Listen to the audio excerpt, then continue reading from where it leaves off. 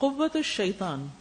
اور البتہ شیطان اگر کمزور ہے مومن کی نسبت سے تو وہ بڑا قوی ہے، مضبوط ہے غیر مومن کی نسبت سے، جس کے اندر ایمان نہیں، اس کے مقابلے میں وہ ہے طاقتور. کیونکہ غیر مومن نے شیطان کو اپنے خلاف راستہ دے دیا ہے، اپنے پہ چڑھائی کرنے کا موقع فراہم کر دیا ہے اس کی دوستی کی وجہ سے، اور جو وہ حکم دیتا ہے اس کا اتباع کر کے، جیسے اللہ تعالیٰ کا فرمان ہے بے شک اس کا زور ان لوگوں پہ چلتا ہے جو اس سے دوستی کرتے ہیں اور وہ جو اس کی وجہ سے شرک کرتے ہیں، یعنی شیطان کے بہکاوے میں آ کے.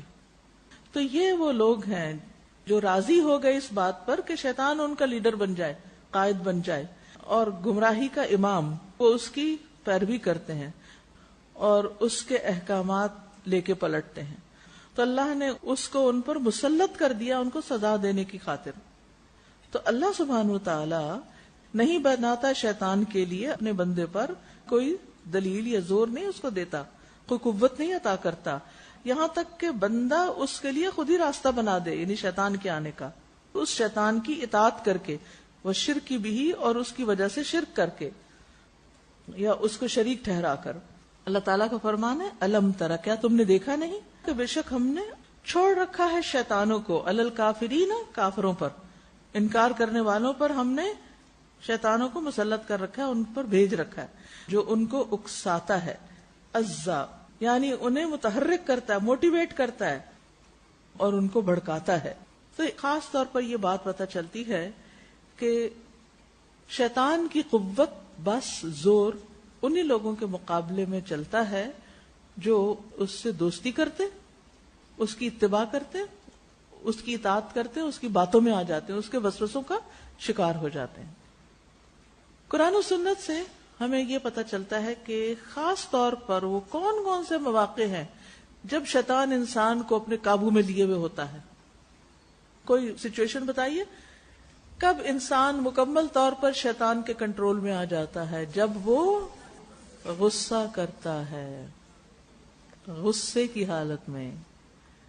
سلیمان بن سرد کہتے ہیں کہ 2 آدمیوں نے نبی صلی اللہ علیہ وسلم کی موجودگی میں جھگڑا کیا، آپ کے سامنے ہی لڑنے لگ گئے. وہ کہتے ہیں ہم بھی نبی صلی اللہ علیہ وسلم کی خدمت میں بیٹھے ہوئے تھے. ایک شخص نے دوسرے کو غصے کی حالت میں گالی دے دی، اس کا چہرہ سرخ تھا جب وہ گالی دے رہا تھا. آپ نے فرمایا میں ایک ایسا کلمہ جانتا ہوں اگر یہ شخص اسے کہہ دے تو اس سے دور ہو جائے گا، یعنی یہ جنون اور یہ غصہ اور یہ سب کچھ، یعنی جو یہ پا رہا ہے اس کی کیفیت ٹھیک ہو جائے گی. اگر یہ اعوذ باللہ من الشیطان الرجیم کہہ لے. صحابہ نے اس سے کہا سنتے نہیں کہ نبی صلی اللہ علیہ وسلم کیا فرما رہے ہیں؟ اس نے کہا بے شک میں دیوانہ نہیں ہوں، یعنی غصے میں یہ بھی نہیں سنا کہ کیا کہہ رہے ہیں، اور نبی صلی اللہ علیہ وسلم کی اطاعت کو دیوانگی قرار دیا. دلوں کا حال تو اللہ ہی جانتا، ہو سکتا ہے منافق ہو کوئی، یا ہو سکتا ہے کہ غصے کی وجہ سے وہ بالکل ہی عقل اس کی ماری گئی. کہتے ہیں نا غصہ عقل کو کھا جاتا ہے، اور جب عقل چلی جاتی ہے انسان کی تو پھر کیا ہوتا ہے؟ اس کا کوئی کام سیدھا نہیں ہوتا. وہ کچھ ایسا بول دے گا کہ اپنے کیے کرا ہے، پھر پانی پھیر دے گا. تو یہ یاد رکھیے کہ غصہ جو ہے وہ شیطان کی طرف سے ہے، اور جو شخص زیادہ غصے کا شکار ہوتا ہے اس پر شیطان کے حملے زیادہ ہوتے ہیں. اور شیطان کے حملے زیادہ کیوں ہوتے ہیں؟ کیونکہ وہ خود ایمانی طور پر کمزور ہوتا ہے. اسی طرح لڑائی جھگڑا کرنے والے پر، ایک دوسرے سے جو لڑ رہے ہوتے ہیں وہ شیطان کے قابو میں ہوتے ہیں. ایاز بن حمار کہتے ہیں کہ میں نے کہا یا رسول اللہ، میری قوم کا کوئی آدمی مجھے گالی دیتا ہے اور وہ مجھ سے درجے میں کم ہے، اگر میں اس سے بدلہ لیتا ہوں تو کیا اس میں کوئی گناہ ہوگا؟ آپ نے فرمایا وہ 2 شخص جو ایک دوسرے کو گالیاں دیتے ہیں، یہ بھی دے رہا وہ بھی دے رہا ہے، وہ دونوں شیطان ہوتے ہیں. اور وہ جو باہم بےہودہ گوئی کرتے ہیں اور جھوٹ بولتے ہیں وہ بھی دراصل شیطان ہوتے ہیں. یعنی ایک دوسرے کے ساتھ بدتمیزی، بد اخلاقی، لڑائی جھگڑا، بولی شیطان کے کنٹرول میں ایسے لوگ. اب شیطان ہمارا دشمن ہے اور وہ ہم پہ کنٹرول پا جائے اور اس کیفیت کو ہم سمجھے ہی نہ اور اس سے نکلنے کی کوشش نہ کریں تو یہ اپنے آپ ہی کو نقصان دینا ہے. ٹھیک ہے نا؟ اسی طرح نماز با جماعت چھوڑ دینے والوں پر شیطان کا غلبہ ہوتا ہے.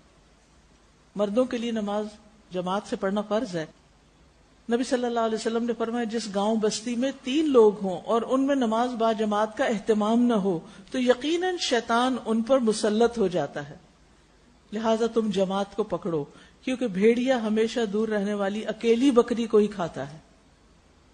رسول اللہ صلی اللہ علیہ وسلم نے فرمایا شیطان اس کے ساتھ ہے جو جماعت سے علیحدہ ہو، وہ اس کو ایڑی مار کے بھگاتا ہے، یعنی بہت دور لے جاتا ہے دین سے۔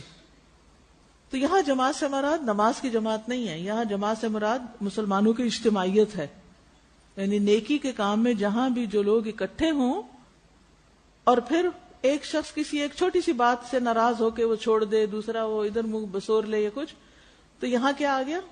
برکت ختم اور شیطان آ گیا۔ اور کہا کہ شیطان اس کو ایڑ لگا کے دوڑاتا ہے کہ نکلو اس جگہ سے، کوئی بھی نیکی کا کام ہو۔